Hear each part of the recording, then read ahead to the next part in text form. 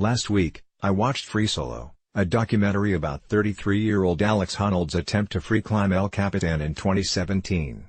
It's a horror film. You watch squirming in your seat, as this likable young man dangles by his fingertips 2,300 meters off the ground in Yosemite. Even the cameraman can't watch. Yet he manages it, grinning all the way. What powers this superhero? Honnold is quite frank about the secret of his success.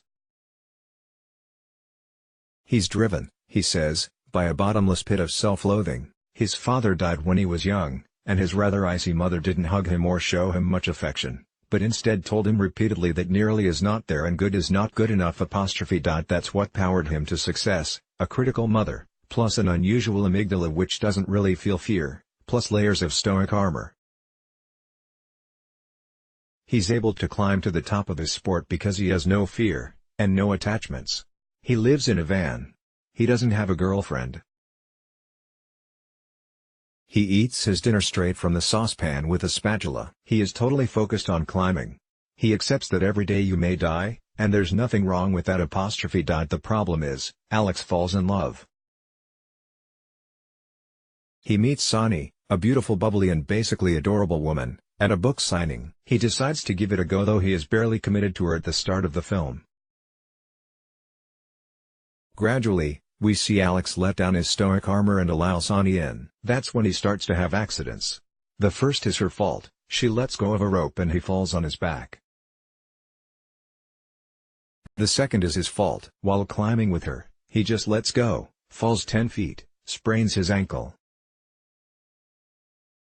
He blames it on her. I've never had an accident, then I meet her, and I have 2 in a year. He is beginning to feel fear, because he recognizes that he is vulnerable. He has something to lose. His friend explains. To free solo effectively, you need to be single. Have no attachments, nothing to distract you. And now he has an attachment. An emotional rope. She loves him, she doesn't want him to die. He buys a house with her. She's excited, imagining where all the furniture will go. He couldn't give a shit. I could just sleep on the floor, he shrugs. His indifference drives her mad.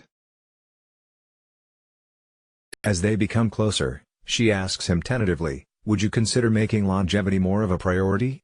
"Absolutely not," he replies. "It's nice that you care if I live, but no." He reflects out loud one day, as he drives to El Cap, that Sonny has different goals in life.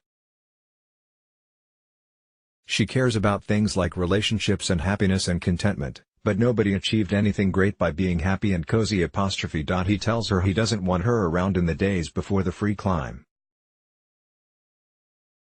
She hugs him and drives off. As the camera stays on her, her lip begins to tremble, and then her face crumbles. She can't bear the thought of not seeing him again. He climbs El Cap. Sonny calls him at the top, and she bursts into tears with relief and love. "Don't cry, you'll make me cry." "Maybe it's okay to cry," he says, trying to figure out what he feels. Will he settle down now that he's achieved climbing immortality? Will he commit to a long life with Sonny? Or will he carry on, and probably die in the next decade? I don't know. I thought about Alex, and his remark about achievement versus happiness, when I listened to a Tim Ferriss interview a few days later. Ferriss is a self-declared type of personality. He's written 5 best-selling books, he has several million subscribers to his newsletter, his podcast has been downloaded 3 million times. He's been an early investor in companies including Uber, Facebook, Twitter, and Alibaba. He's a world champion of tango, a polymath, a bodybuilder, an enologist, an archer. Seriously, fuck that guy. I first became interested in Ferriss back in 2011, because of his love of Stoicism. I wrote about him in Philosophy for Life. I was interested in him because he's such a self-improvement freak. There was something fanatical and obsessive about his self-experimentation and his obsession with being the best he could be in all facets of his life, but I can't say I liked him. He seemed like a plastic action figure rather than a genuine human I'd want to hang out with. Since he launched his podcast 3 years ago, I've grown to like him a lot more. In conversation with his guests, he's warmer, softer, humbler. and he's opened up about his mental health issues. It turns out, he's a mess. He said in this week's podcast, "For the vast majority of my adolescence and high school I came to the conclusion that I was not designed to be happy, and that was okay. I would be an instrument of competition and learn to be very good at things that were valued at college and in the business world. I would focus on being the best competitor possible." While amassing the accolades, he went through many bouts of extended depression, and came very, very close to killing myself in college. He carried on being unhappy but mega successful all through his 20s and 30s, and then burned out after writing the 4-Hour Cookbook in 2012. That's when he launched the podcast and started exploring mental health, meditation and psychedelics. Like Alex Honnold, he has reflected on the connection between success and self-loathing. He says, "If I were happy, I wouldn't be contributing to the things that are very clearly contributing to my success. I don't just not love myself, there's a deep sense of loathing. How could you be so stupid? How could you be so lazy? Toughen the fuck up. You may not have control over all things, but you could get really good at absorbing pain. Then maybe you can be successful." The stories of Tim and Alex show us that self-loathing can be the ultimate life. Self-loathing is the lacerating edge to self-improvement culture. We ourselves into a more acceptable mental, emotional and physical shape, because we're obviously not good enough as we are. We don't see this honestly acknowledged in self-improvement books or workshops. I think it's a gap in the market. Klutz, How to Hate Yourself and Build the Life You Dream of. Blank, How My Emotional Emptiness Powered My Success. Where's Daddy?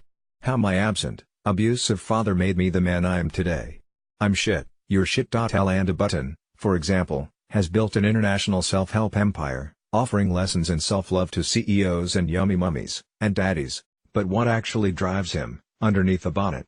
What dirty fuel keeps him motoring? It's the fact he had a violent, tyrannical father who never accepted little Alan or made him feel good enough. All his books, he has said, were an attempt to connect with Pater Horribilis.